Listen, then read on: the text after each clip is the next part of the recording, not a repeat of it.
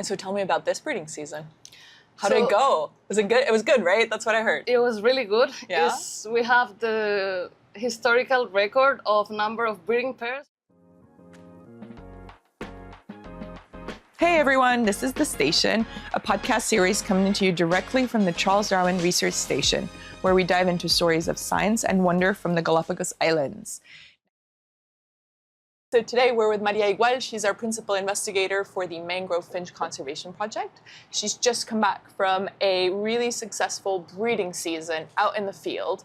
Now the mangrove finch is one of the rarest birds in the Galápagos Islands, I think, so she's here to tell us all about it and her work specifically. So María, welcome. And how are you today, first of all? Thank you. I'm really good. Yeah? Yeah. Are you happy overall? Yeah. Great. Yeah, actually it was a really successful breeding season, so I'm super happy. So tell me a little bit about your work, like overall, what do you do? What's the program's objective? And then we can maybe go into more detail into the actual breeding season. Okay, so I work for the Mangrove Finch Recovery Project. So the objective of the project is to avoid the extinction of the species because it's one of the Darwin finches, the most critically endangered one. And our objective is less than 100 individuals. So we monitor really close the population and manage their threats to avoid its extinction. So today there are less than 100 individuals left. Yes. And where do they live? They live only in 2 mangrove forest patches in the northwest of Isabella Island. Wow, that's remote. Yeah, it's 30 hectares of 2 different mangrove forests. It's 4 kilometers apart. And formerly they used to inhabit different mangrove forests around Isabella and Fernandina Islands, but today they only survive in this specific location. And why are they so critically endangered? Why has it come down to this number? So the main threat are invasive species, introduced invasive species. So mainly the first threat that was discovered is the black rats, that they predate on their eggs. And then this avian vampire fly, Philornis downsy, which really reduces the chick survival in the nest because this fly lay eggs on the nest, and then the larvae of this fly feeds on the chicks. And so the last years, the main management action of the project has been to find different methods to control or reduce the impact of this avian vampire fly, to increase breeding success of the population and then the number of fledglings that are produced every year. And so the breeding season is a really, really important, critical moment, right, for the project. What do you guys do during this time? Yeah, so the breeding season goes from December to April, more or less. But we are out in the field in between 1.5 and 3 months every year, depending on everything. So we will go to this remote area and we will camp there and be there to monitor closely all the breeding pairs. First, we locate the breeding pairs, then we see if they're building active nests or incubating the eggs, and then we monitor all along the breeding season until the fledglings are successful and then go out from the nest, or until we can document the failure of the nests. Okay. And so tell me about this breeding season. How did it go? Was it good? It was good, right? That's what I heard. It was really good. Yeah? We have the historical record of number of breeding pairs. We have 20 breeding pairs. Last year we had only 12 breeding pairs, so it's a really important increase. And we have also the record number of fledglings that successfully fledged this year. We had 25 fledglings. Last year we had 8. Yes, I remember. And those were like super good numbers as well, because it's really hard to monitor this population. So yeah, we're really, really happy this year. And so why is it such a good season? Like, tell me, what was the secret ingredients? So the thing is, we're conducting this management actions, which is putting out fibers treated with a bird-safe insecticide, which is called permacap. Yeah. So then the birds can build their nest with those fibers, and then when the fly goes in the nest and they touch this insecticide in the fibers that are used to build the nest by the birds, then the impact of the fly is reduced. So what we had last year is we did one early breeding season field trip in January, and we recorded early success. So this year, what we did is another, even earlier field campaign. So we went in December to put out these fibers. Just before the warm season started. Yes. Yeah. So we went in December to put out those fibers and install trail cameras to see if the mangrove finches are actually using those fibers or not. Then we did another short field trip in January to review those cameras and put out more fibers. And then we went for the long breeding season we stay in between 5 and 7 weeks in the field. So those 2 early field trips, I think, were the key for the success. Because in January, we already had 5 fledglings. Oh, wow. Okay. And then in February, when we went to the field, we discovered half of the breeding pairs with already successful fledglings out. And then we found really a lot of new breeding pairs, building nests, raising successful fledglings. So if you've got now 25 new fledglings, hypothetically, next year we should have a bigger population of breeding pairs. Is that correct to assume? Yes, but we always need to bear in mind that Darwin finches, like the survival rate from the first year to the second year is not really low, but it's not 100%. Okay. So maybe it's half of them will manage it to the next breeding season, and that's a natural trait of the finches. Of this specific finch or of all finches? In general, Darwin finches have I didn't know that. Not that super high rate of recruitment. We call that recruitment into the adult population. But yeah, but we did have last year, for example, we had 8 fledglings. And then we went several months later to band them. So this installed color bands in their legs so we can individually identify them. And we still saw 7 of them. 7 out of the 8 were still, great. So this year, we hope in the following months, I will do this banding campaign. To monitor if the fledglings that were successful some months ago will still be in the population. And so we hope population will increase, because the main problem of this species for the past years was a really low recruitment and a really high rate of failure for the chicks. And now with these fibers and this kind of management, we're changing that. Great. So I want to go into a little bit the techniques that you use to treat the fibers that then the birds help themselves to. I went with the vermilion flycatcher team in the field once, and I saw that the dispensers are like this mesh, and then they put in the fibers and it's hanging from the tree, and then the little birds come and get them. I understand that not every bird likes it that way, right? Like each bird species has like a thing, and they have a favorite material. So what does the mangrove finch like? Yeah, so that's a long story. So now we're really happy that they're using the fibers, but that we started with those same system that is used for the vermilion flycatcher back in 2017. They were not interested in the fibers that way.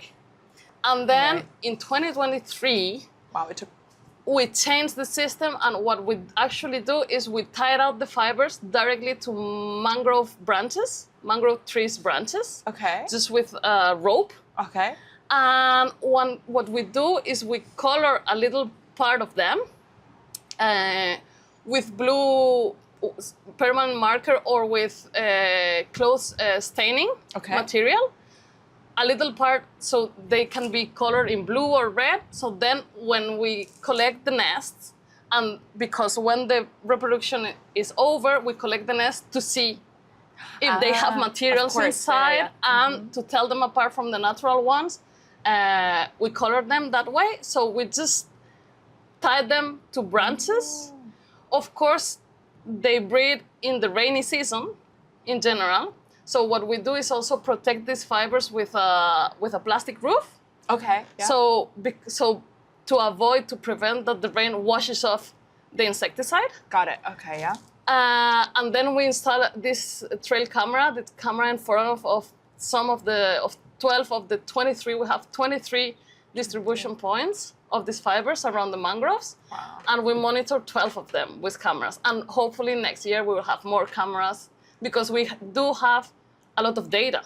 Yeah. So we know they started breeding nests in December because those cameras recorded mangrove finches taking those fibers. We cannot be out all the time because it's really remote. So these tools really help us to gather more information and understand better. And so you said you collect the nests once the fledglings have left or the nest has failed, right? Yes. And so then you take it apart, I guess, and you examine. So how many nests actually used the treated fibers? Like, is there a percentage maybe? So this year we were able to collect 11 of the 14 nests that we monitor in total because we found a big amount of fledglings already out of the nest, so we could not collect those. Yeah, 100% of the collected nests had these fibers on them. Last year it was 90%, this year is 100% of the nest. And even nests that had like a huge amount of natural fibers, natural twigs and branches, instead what they use is in the internal cap of the nest, because their nests are dome-shaped nests, so it's an entrance, and then they have this internal cap that we call. All the nests had material there. And there is where the fly, the Philornis downside fly, lay the eggs. Okay. So even if 80% of the nest is natural materials, they will put the treated ones where they should. So it's really working. And what materials do they like? Do you have them actually? I think you brought some samples. So I want to see. I had one nest that this is 2606A. So we have these codes for the nests. And actually, so it's nest number 6. Yes. 26, I'm assuming, is there. Okay. Yeah. All right, I'll hold you the plastic. So these are the natural fibers, which are like. But what is it? What do you call natural fiber? What kind of, like, is it grass, like dried grass? Yeah, it's tiny twigs, and then they use moss because the mangrove forest is temporarily flooded. Yeah. So they have moss and algae. Yeah. And they use those to build a nest. Oh, cool. And then the treated fibers are sisal or cabuya, they call in Spanish. So it's this tiny, they're really resistant fibers. Oh, yeah. And if you can see, they're marked in blue. And it's natural, right? Sisal fiber? Yeah. Yeah, okay. It's natural. This is come from like one agave plant. It's like aloe vera family, kind of. Yeah. And they love that. They process the leaves to create these fibers. Yeah. So these are natural. These are jute fibers. Yeah. Which is more or less the same. And this year we tried out cotton. Oh, okay. And they love cotton. They like cotton? Yeah. So vermilion flycatcher really loves cotton and always use it. Mangrove finches, when they tried cotton in the past, they never like it. Oh, and why did they like it this time? Did you change the cotton? Because what they didn't like is the flat dispenser system. Okay, so this time you just tied it to that branch. Yeah, so I tied it to the branch and they are using it and they are loving it. That's so cool. Day one we tried this new material, they were using it. That's really cool. And so they use the 3 types of material that were provided in different quantities. Awesome. Yeah. So now I'm going to go into more like life in the field. I'm curious, how high up are these nests that you guys collect? So the nests are pretty high up. They're in between 10 to, the lowest we had this year, it was around 6 meters. Okay. And then they go up to 18, 20 meters high up. And so how do you get up there? So what we do is we climb the mangrove trees. So we had this rope system. So we throw a line on the, because of course they choose the thinnest branches. Of course. The one you more can't climb. Complicated and more high up. So basically what we do is try to we threw a rope in that same tree or close by trees, and with a rope system we climb, and then we have poles that can be up to 10 meters. Like extendable poles. Extendable poles. Yeah. And so with a system that we can clap the nest and then secure the nest and then pull it up to us. Wow. And you stay in the field for like 5 to 7 weeks, right? Yes. So this is mangrove. Where do you guys sleep? I mean, surely it's pretty wet.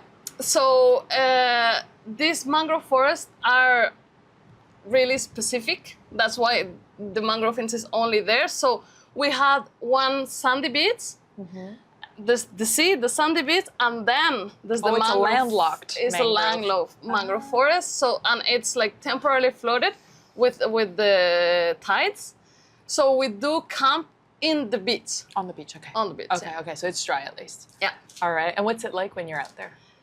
So it's quite a logistics to get there because we need to bring 60 containers of water because we don't have fresh water there. Yeah. Wow. We need to bring all the water, all the equipment to climb trees. So it's all the climbing gear, the sampling gear because we take blood samples of the birds. Okay. We had a freezer, Okay. so we can have frozen food. Okay. And also to A generator, I guess you need as well? Yes, a fuel generator, and we do have a solar panel and an accumulator of solar energy. So, but of course, when there's no sun, we need a backup plan. And the freezer, we had it like 4 hours on every day in the warmest hours of the day. So that we powered with the fuel generator. Wow. And then we had a Starlink antenna, so we do have internet. Yeah. Now that was not the case in the past. No, that's recent, yeah. And we sleep in tents. So we have a plastic to cover because when it's rainy there, the rain is pretty heavy. So even if we have waterproof tents, we need a plastic roof just to protect. And that's it, pretty much. Wow. That's pretty, and it's so remote. I mean, it's west of Isabela. I can see where, because I remember like going there once with a ship and like from afar, the guide pointing out, going, "Those are the mangroves," and you're like, "Oh, they're so remote." Yeah, But it must be incredible as well, like being on your own there. Well, not with your team, but I mean, what's it like at night? I don't know, the silence. It's really nice. It's like we shower in the sea. We need to use that water, and we share with Galápagos penguins, with flightless cormorants. There's always sea lions around. We hear them at night, and there's land iguanas as well. Wow. So it's really nice. The stars are amazing there, and all the sunsets with Fernandina Island just in front are really, really nice. Yeah. It's really quiet. That's incredible. That must be incredible now. But it's hard. I mean, it's like... So we need to share life for 2 months with 4 or 5 people. So it's... And what's your, I mean, I guess as a final question, what's your hope for the program? What do you hope to achieve? I mean, you're not from here, right? You're a specialist in recuperating birds that are on the verge of extinction, right? That's what you've been doing in the past. And so you're here. What do you hope to achieve while you're here for this project, for this bird? So the main goal is to increase the population numbers. What's the ideal number you want to increase it? Did you even have that in mind? Like, is there an ideal? We don't have an ideal number because the records of the past are we don't know we have an idea of we call it the capacidad de carga. What the carrying capacity. The carrying capacity, what they can hold the ecosystem.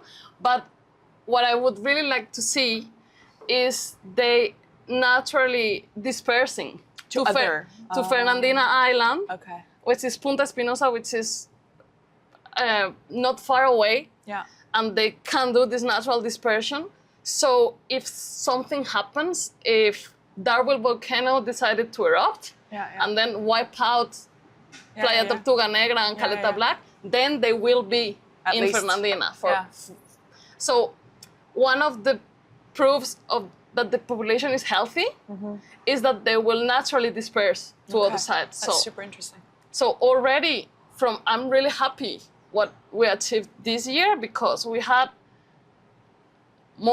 almost double the number of breeding pairs that we had last year, which is amazing. We have proof that birds that were born in 23, 24 are now part of breeding pairs. So they're successfully recruited into the population. So that's what I hope we can achieve together. That's awesome. All right. Well, thank you so much again for joining us, María. And great. Thank you so much for joining us. You can follow us, you can like this episode, and obviously stay tuned and follow the podcast to hear more stories from the field.